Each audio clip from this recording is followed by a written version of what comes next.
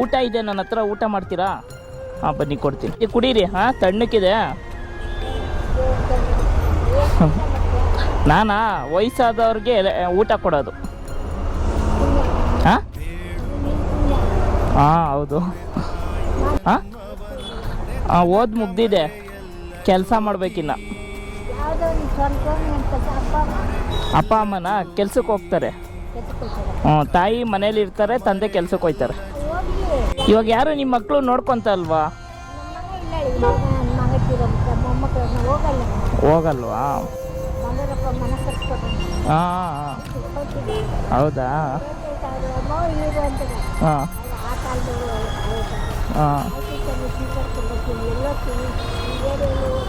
ಹಾಂ ಹಾಂ